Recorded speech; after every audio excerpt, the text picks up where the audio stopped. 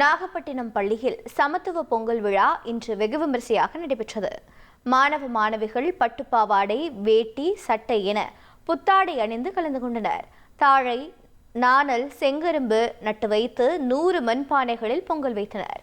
பொங்கல் பொங்கி வந்தபோது அனைவரும் பொங்கலோ பொங்கல் என்று கோஷமிட்டு உற்சாகத்துடன் சமத்துவ பொங்கலை கொண்டாடி மகிழ்ந்தனர்.